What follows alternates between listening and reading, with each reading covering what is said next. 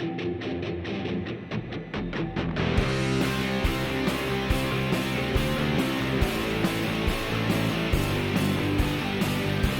and welcome back to Ramble in the Jungle.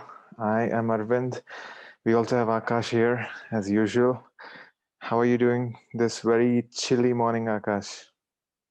I'm good, man. I'm good. It's quite cold. I've got a nice cup of coffee. Looking forward to a good conversation. Oh, well, that's great.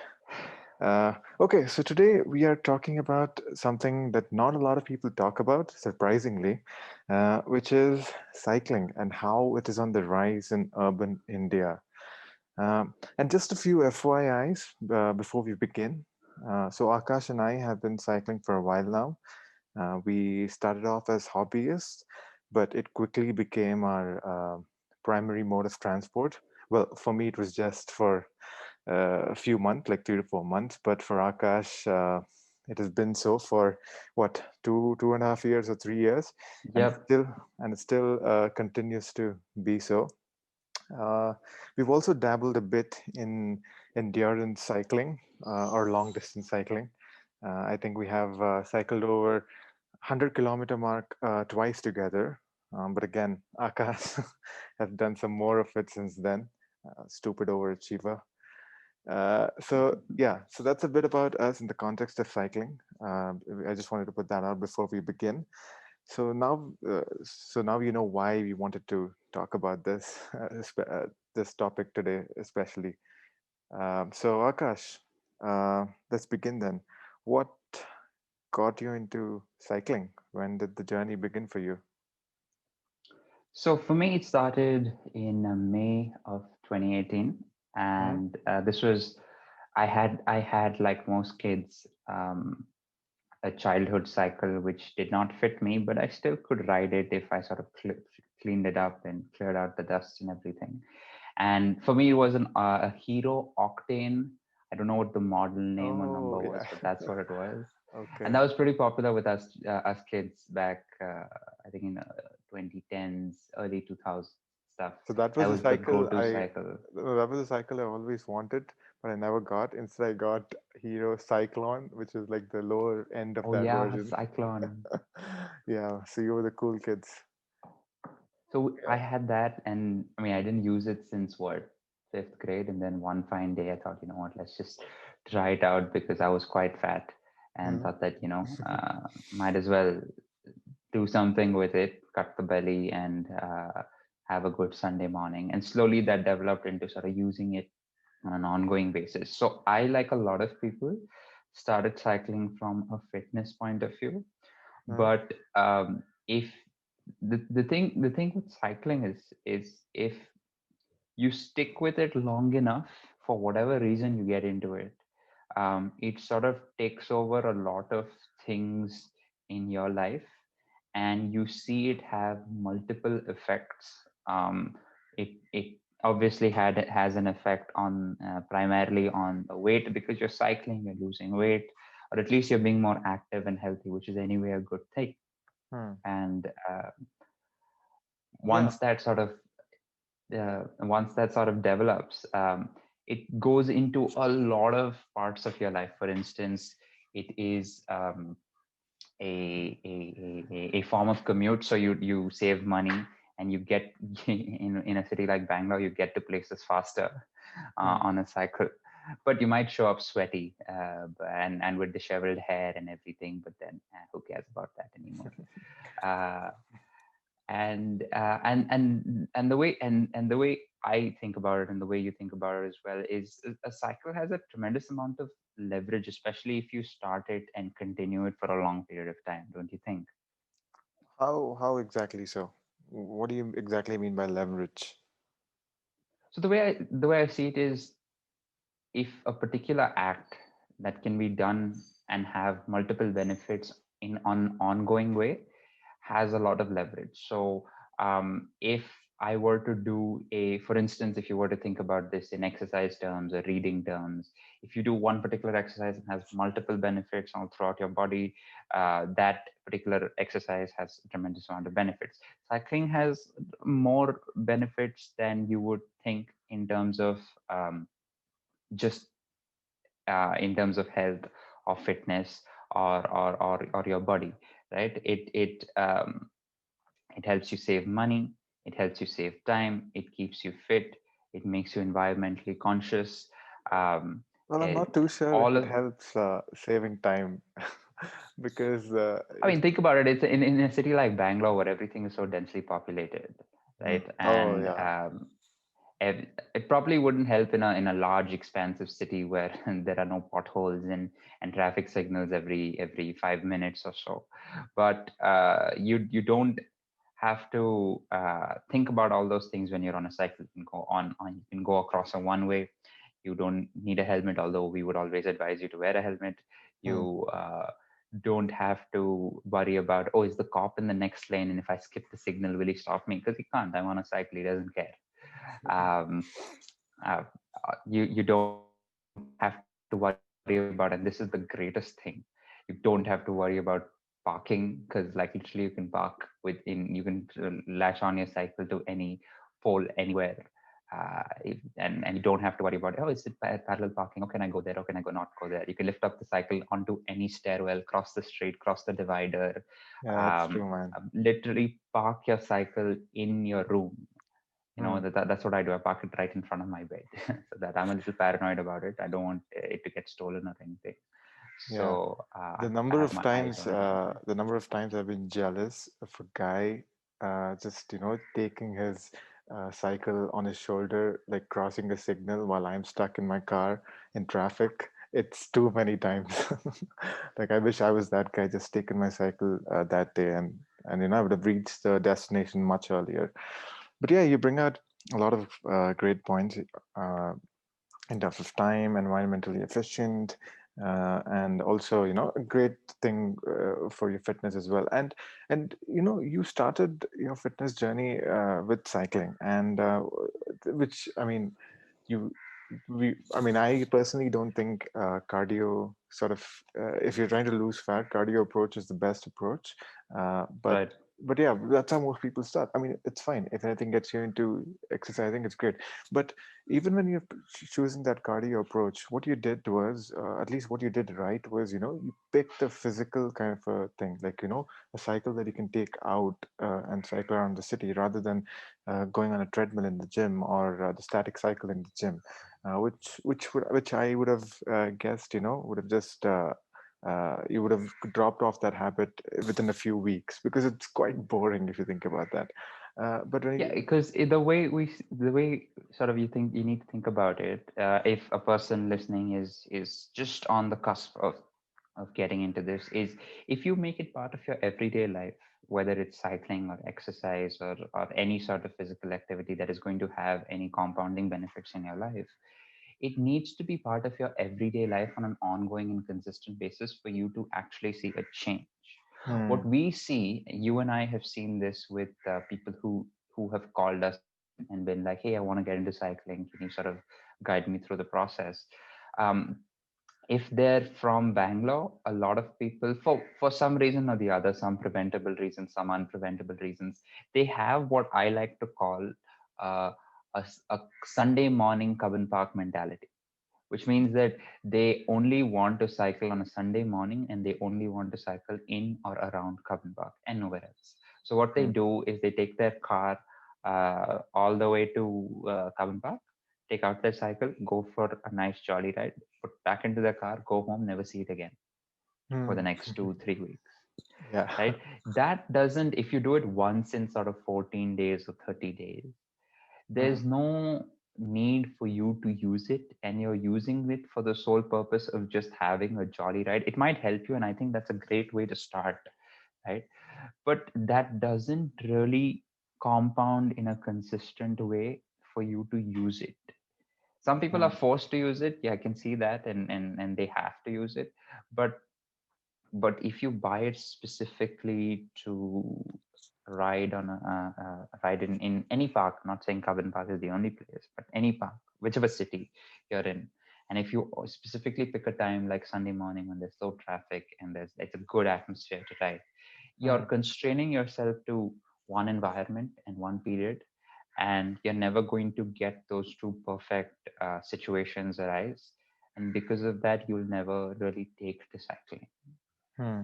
Okay, so you brought up a great points again about how people just do go to Cubbon Park on a Sunday and just cycle there. But one of the main reasons why people, at least right now, don't want to begin cycling in the city and would much rather go to Cubbon Park and do that, I think it's because of the state of the city. We live in Bangalore, and currently the roads are uh, quotes uncyclable kind of roads, right? Uh, and I mean, any cyclist would be quite disheartened about it, and it's not a great way to start cycling because literally the roads have been turned into footpaths and the footpaths have been turned into roads, so you don't know where exactly you have to cycle, and the roads like there are vehicles on the footpath and everything. So it's not quite at least right now it's not quite advantageous to pick a cycle over, let's say, a car or a scooter in the present moment. So, but obviously that wasn't always the case. So my question to you, Akash, is let's say if let's say you were a policymaker, yeah, how would you nudge or sort of incentivize cycling so that more people did it? What would your top three actions be? That's an interesting way to think about it, because I do agree that the roads are really really bad for you to use use a cycle and sort of force yourself to balance when there's stones and rubble all across the road. But that's not much the same for cars. Even cars have that problem. But obviously, you don't have to balance. That's Yeah. the key problem there, and you'll never fall off if you're in a car. Hmm. But yeah, I think with respect to the cycle, at least since this whole coronavirus thing has started, personal mobility has sort of been the primary form of mobility over Hmm. shared mobility right now. Hmm. You can see that with people hesitating to take a cab, take an auto, take other forms of public transport. It will go back to normal soon, but I think at least for the urban crowd, the people who used to look for cabs for a short commute, as in 5 to 6 kilometer commute, um, one way, those people would shift more so towards a form of environmentally conscious commute, or rather, I don't want to touch any space that I don't know commute. So those people are the ones that will really be we'll see make the marginal change over to cycling. And Hmm. once they come back into the city, there's a lot of, I think, smart policies that should be put into place, Hmm. because we're seeing that with the sort of tax benefits that the e-bikes and the other electric vehicles are coming. And I think this is a good time to talk about this, because this week was when Tesla announced that they've set up a Bangalore address as well. Yeah. But uh, but if they start making cycles instead of cars, that'll give a world a surprise. uh, and I'm pretty sure that will That won't sell a happen. lot more than the 55 lakh car in Bangalore, which can't handle the roads. But yeah, from a policy point of view, I think that um, it can. I mean, you can incentivize people to use a cycle for forms of commute, because the way I'm seeing it now, Hmm. and I'm sure you would have seen this as well, is people are cutting their transport time by either living closer to their workplace, or by living or by working at a co-working space which is not that far from their house. Hmm. So their form of commute is usually a cab, but that's fine because they are commuting just like 4 or 5 kilometers one way and back. Hmm. That can be achieved with minimal effort, and with maximal result on a cycle. Hmm. So um, I'm sure that at least the smaller companies, the smaller startups, of which there are many in Bangalore, and they're all clustered in areas like Koramangala, Indiranagar, HSR Layout, um, Brigade Road, and stuff. Hmm. These clusters whether it's in the form of their own workspaces or co-working spaces, can provide an incentive policy within their sort of salary breakup to people who are coming to work from a short distance and can come by a form of cycling or so, or walking or something that is just generally more or less impactful to the city. That has to be done, I think. For it to be done on a larger scale through a government negotiated program will be difficult, because obviously that would sort of hamper the traffic that cabs get, and that's a huge labor force. The traffic that automobile manufacturers get, which is again a huge industry in India. So Hmm. I think it has to be done on a more micro level, from your everyday Bangalore-based startups, to sort of incentivize people to do that.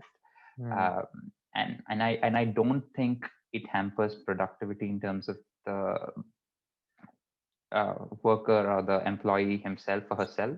It rather But what I enhances do it. think, yeah, it enhances in the form of culture, right? Because like we're sort of always talking about startups that have the right culture, startups that are building the right sort of base for which to work in a cohesive manner.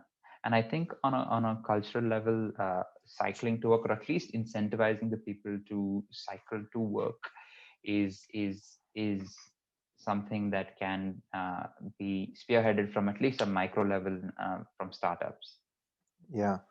But even in terms of the government, I think one of the biggest incentives from the government for people to start cycling is if you sort of build a dedicated road to cyclists. Not everywhere in the city, but only in the major parts. At least you can begin with that. And if you really want to make more people cycle, then you make these cycling tracks or roads much better than the regular roads. I think that will get a lot of people on these on cycles, because honestly, all of us are pretty tired of potholes and the the constant construction of roads and white topping and whatnot.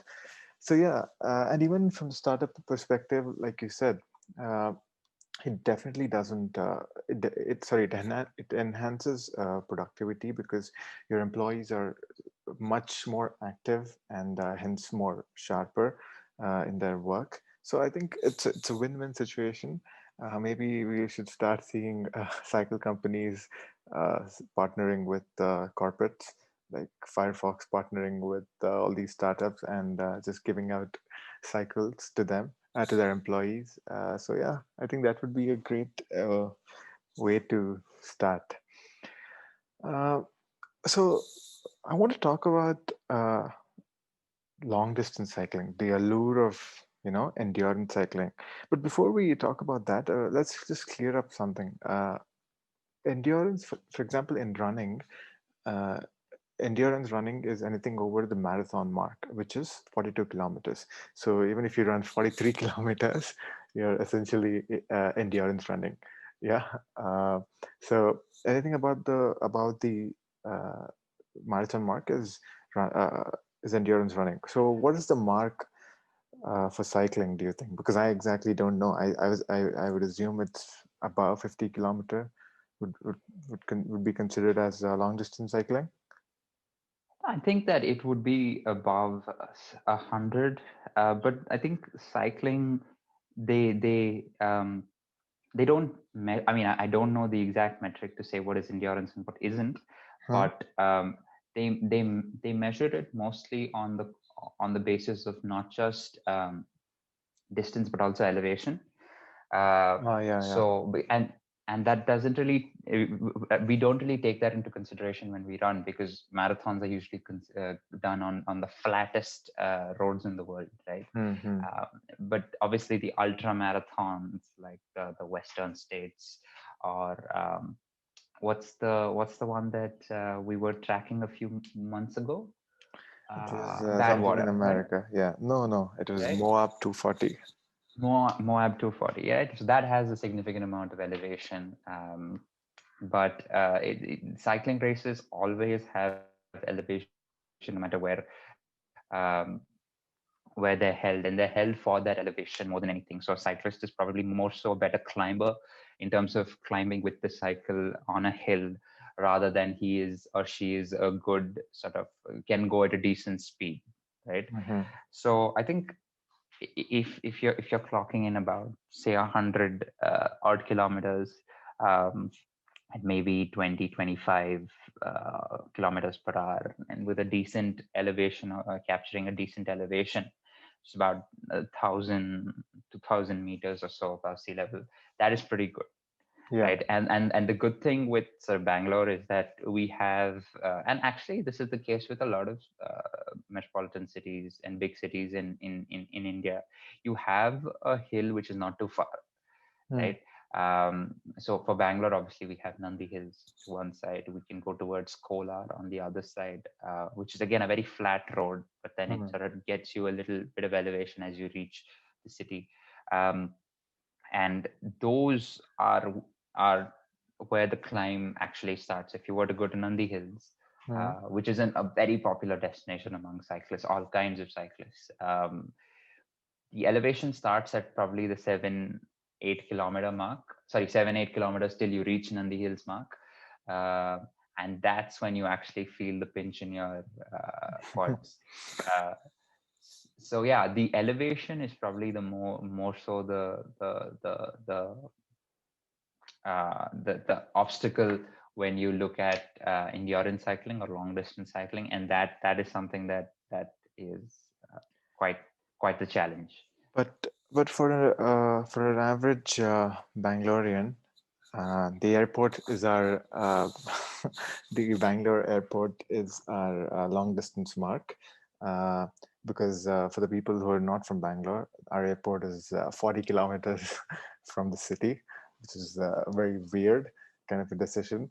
But yeah, that is considered as a long distance mark. And one particular trend that I want to talk about is, why are we seeing more and more cyclists cycling to the airport every single weekend? The number of cyclists are increasing. Not just obviously all of these are, most of them are hobbyists, but my question is, all of them are focusing on long distance, or this endurance sort of cycling, which is great. And I want to talk about that mentality that people have when they're doing such a uh, endurance cycling journey, because that mentality, I think, which to a certain extent at least, we both have experienced. Uh, because we both, like I mentioned earlier, we did that 100k or 110 kilometer cycling thing to very close by the, what is it exactly called? Is it a dam or a river? It's not a river. Oh, the A lake. Dodda Alada Mara, the Big Banyan tree, right? And Yeah, then yeah. we went past that and went to the dam. I'm not sure what the dam's name is, but it's next to Big Banyan tree. And that is also a wonderful ride. But for anyone who's going there from Bangalore, I think Mysore Road is a very bad road to cycle on because it's quite narrow, and there's a lot of trucks moving around. And early in the morning, it's going to be really really difficult. But Yeah. once you get to that right turn on next to Raja Rajeshwari Medical College, I'm being too specific here, but yeah, once you get to that right turn and go uphill, that's a wonderful ride. Beautiful. Yeah.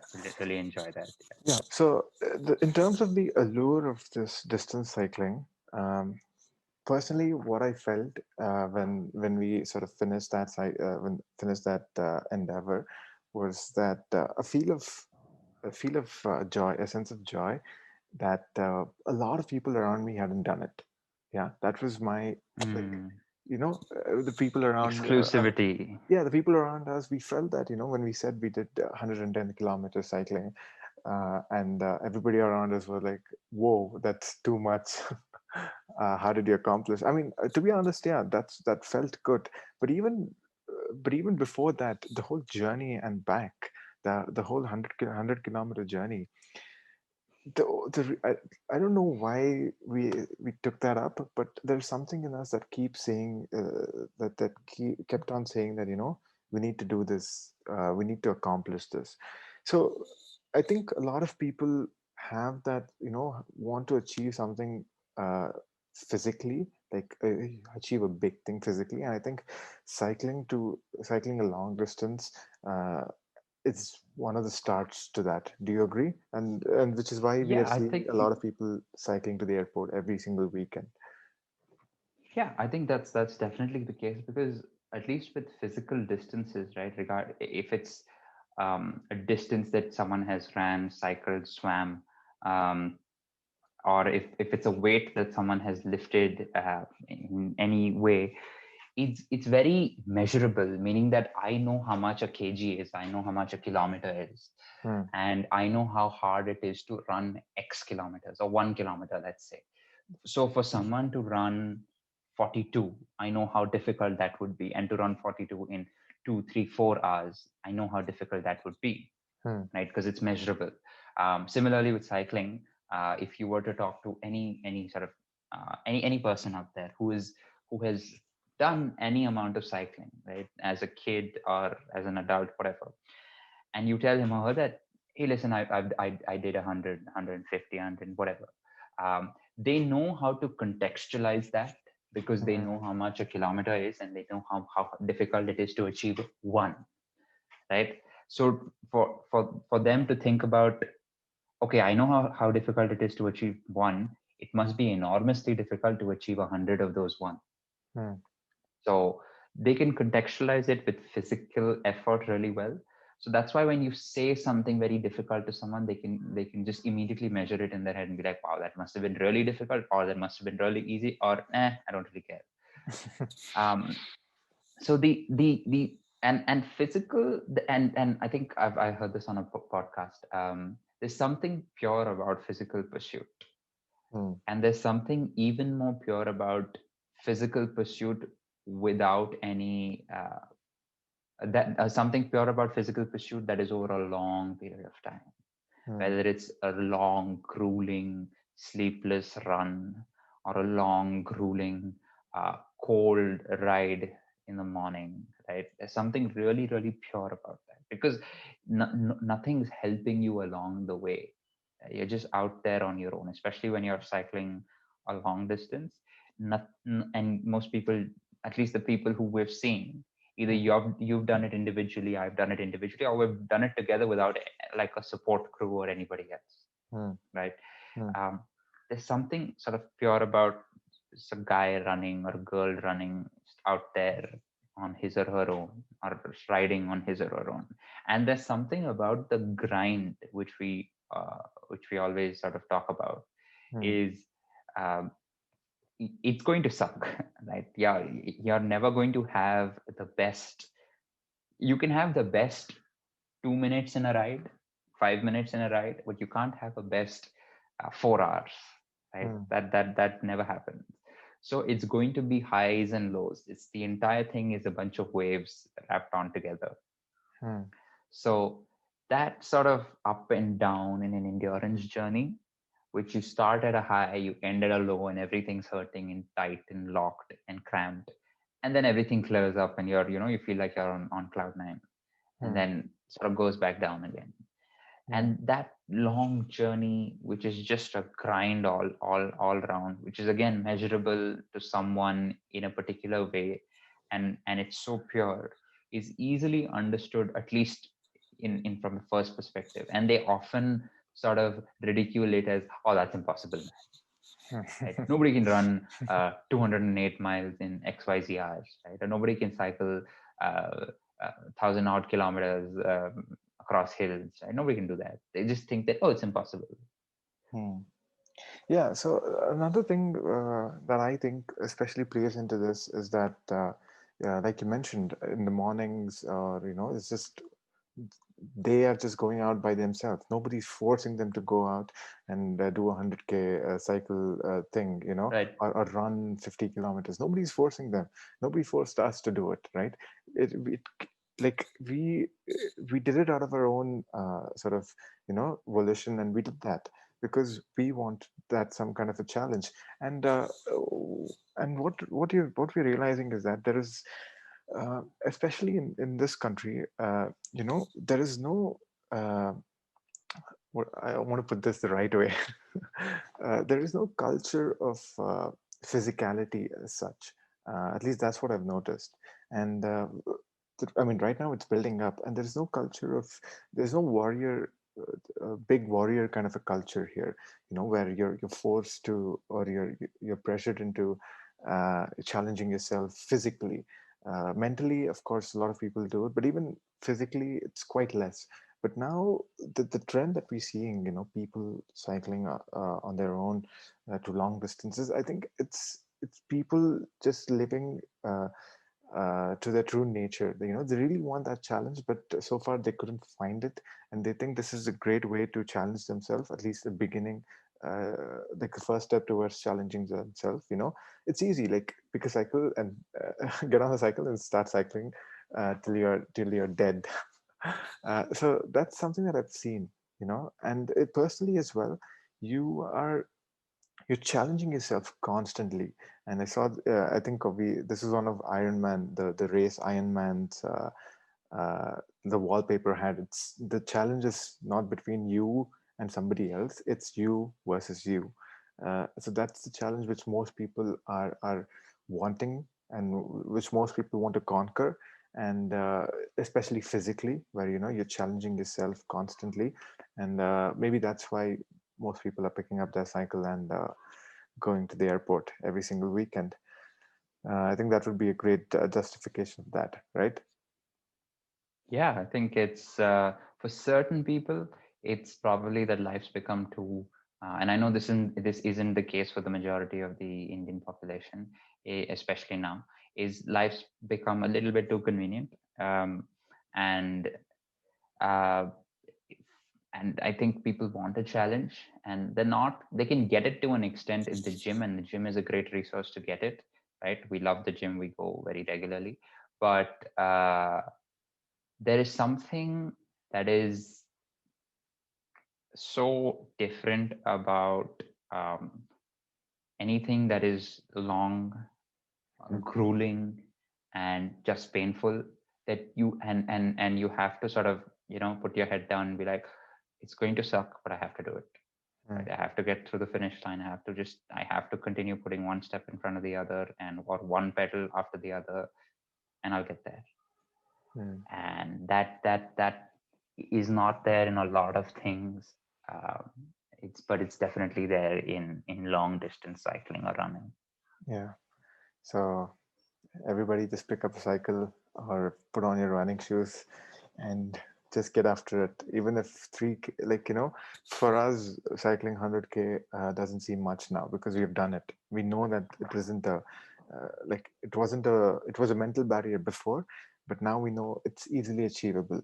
Yeah. So, Yeah, I but mean, for you it can but yeah, it be can be I three mean, like a kilometers. 10K, Yeah, whatever, but whatever. Yeah. start anywhere. And you're soon going to realize that it's just a mental barrier and not a physical barrier, because your body can take it. It's just your mind sort of stopping you, putting those barriers along the way.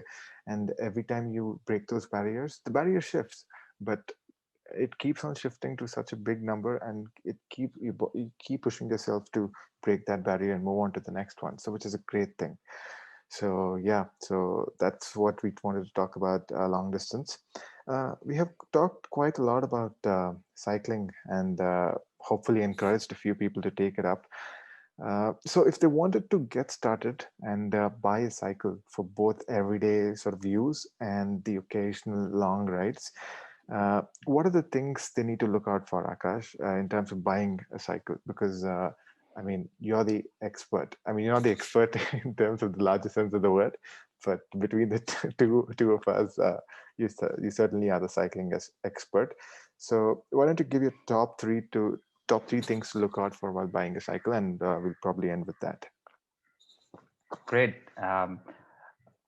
So I think that if you're looking for a cycle for the urban commute, which I think most people will be, um, there are three variants of cycles. The variant you want to buy is something called a hybrid, which is exactly what it means. It's a hybrid of the road cycles, which can handle your long distance, sort of 20, 30 kilometer plus, and the mountain bike, which can handle your pathetic roads, and they're meant to be used on mountains, right, on dirt tracks, on trails and stuff. Hmm. um, so look for a hybrid. Always, always, always, always, always buy a cycle which is per your height. It is measured by something called the frame size. Every cycle has a particular frame size, which is either in inches or in centimeters. It's written right below the saddle. It should be written on every cycle, should be imprinted on every cycle, and it's the same across brands. Just the unit might change. Um, as an example, it for a person who is 6 feet or just shy, they need a an extra large frame set, which is about 21 centimeters. Um, uh, and uh, so please get a cycle which is the correct frame size, because the problem that will start if you do not get a cycle which is for your height is you will have to lean forward and you will stretch your back, and it will hurt in the long run, and that will prevent you from cycling. The other is always uh, get a cycle with gears. The alternative to a non-gear cycle, the alternative to a gear cycle is something called a single speed cycle, which doesn't have gears and it rides at a single speed. Get one with a minimal amount of gears, because that helps you with speed and elevation, only speed and elevation. Um, and those are fairly in the lower end of the price range as well. So you can get a good cycle with gears as well. There are a lot of other things that you should consider, like brakes, suspension, etc. So we've written an article about this to help people sort of understand what to look out for in a cycle. We've linked that in the show notes, or we will link that in the show notes, so that you can find that. And plus, if anybody has any queries about, hey, listen, I'm starting to cycle, I don't know where to begin, you can please drop us a DM on Twitter, uh, or just like comment on this video or wherever it goes out, because we'll be more than happy to help anyone get into cycling. We obviously won't recommend brands and stuff, because like we don't really care about that, but we'll help you with how do I buy a cycle for my own needs, whether that is getting into endurance cycling or using it for the urban commute. Okay. Well, so I really hope all of you noted that down.